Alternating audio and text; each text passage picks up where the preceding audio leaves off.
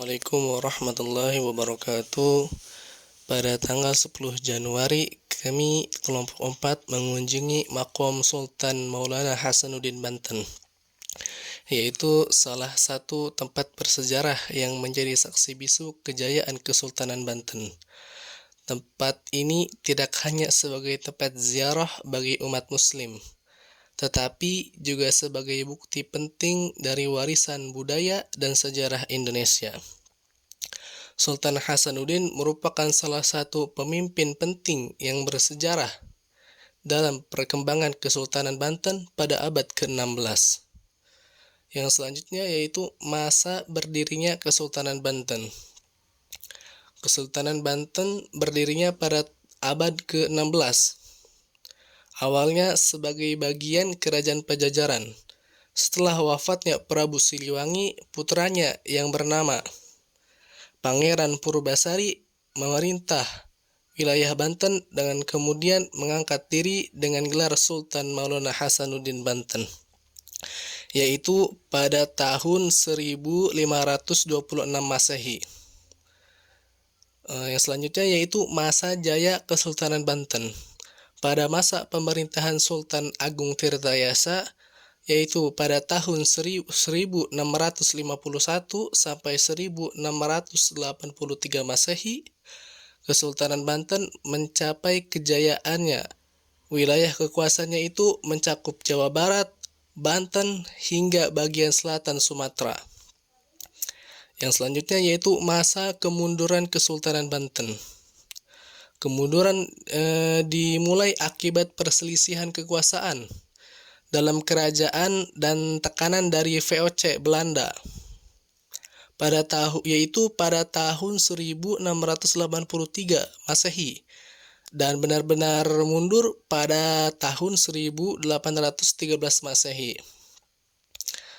Hadirin semua, selama observasi dapat dilihat bagaimana kompleks makom ini tidak hanya menjadi tempat ziarah tetapi juga saksi bisu perjalanan sejarah Kesultanan Banten yang telah menjadi pusat perdagangan dan kebudayaan di Nusantara. Arsitektur bangunan yang khas dengan ornamen-ornamen tradisional Melayu Banten masih terjaga dengan baik.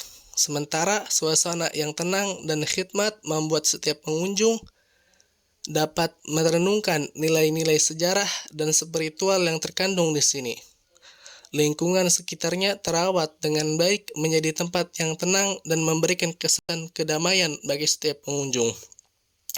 Selain nilai sejarah dan agama, makom ini juga menjadi pusat pembelajaran bagi banyak orang yang ingin mengetahui lebih dalam tentang perjuangan dan kontribusi Sultan Hasanuddin dalam memimpin dan memelihara keutuhan Kesultanan Banten. Hadirin, selain itu juga terlihat bagaimana pengelola tempat ini dilakukan dengan upaya untuk melestarikan warisan budaya sekaligus memberikan kemudahan bagi pengunjung dan peneliti yang ingin mempelajari lebih dalam tentang sejarah Banten. Semoga warisan bersejarah ini yang berharga ini tetap lestari dan dapat dinikmati oleh generasi mendatang. Sekian dari kami kelompok 4, kurang lebihnya mohon maaf. Wassalamualaikum warahmatullahi wabarakatuh. Mensejarahkan ini valid dan mudah-mudahan sahih ya, kan gitu. Karena sejarah ini pun juga tidak sembarangan ataupun juga memberi keterangan orang lain, karena boleh dikatakan ada sesuatu rahasia pribadi gitu tuh. Rahasia pribadi artinya sejarah ini biar abah aja yang tahu sama keluarga sendiri kan gitu, yang lain jangan kan gitu ya, kan gitu. Karena yang lain-lain kan udah pelajari sejarah itu kan gitu, ada di buku, ada di Google segala macam. Ternyata ada bedanya dengan apa simpang gitu. siur ya. Nah, sejarah Sultan Hasanuddin itu kan asal usulnya itu kan di Banten itu kan yaitu Syarif Hidayatullah Cirebon ya, itu mengislamkan pucuk Mumun yang ada di Pulau Sari ya, Baduy. Nah pada waktu itu akhirnya Pucuk Umun itu diislamkan, namun dia tetap tidak mau masuk Islam, malah mengajak perang kan gitu. Kalau seandainya barang siapa yang kalah itu yang mau manut agamanya kan gitu.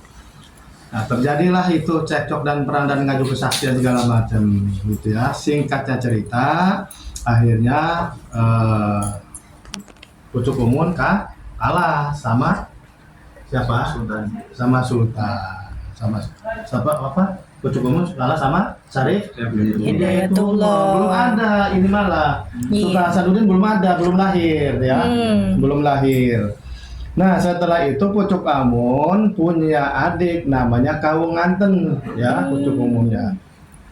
Setelah itu karena memang Pucuk Umun ini dan gerombolannya dan pasukannya semuanya itu pada berlarian, ketakutan, akhirnya perempuan ini nyumputlah di dalam gua, ya, kan gitu. Begitu di dalam gua ditemukanlah perempuan ini.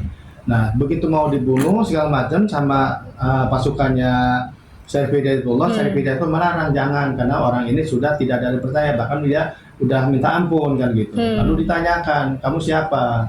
Saya Kawunganten. Dan siapa kamunya? Saya adik kandungnya Pucuk Umun ya gitu. Nah setelah itu akhirnya dia minta ikut ke Syarif Hidayatullah. Nah akhirnya lambat tahun tertariklah si wanita ini sama Syarif Hidayatullah, dan Syarif Hidayatullah juga mungkin tertarik karena memang Kawunganten ini adalah putri yang paling cantik kan gitu ya. Putri yang cantik bahkan bisa terjadi juga tidak bisa kelihatan sama manusia gitu. Akhirnya dinikahinlah itu menikah. Begitu lama tahun mengandunglah, yaitu punya anak namanya Hasanuddin ini yang sekarang gitu. Nah pada waktu itu karena memang ini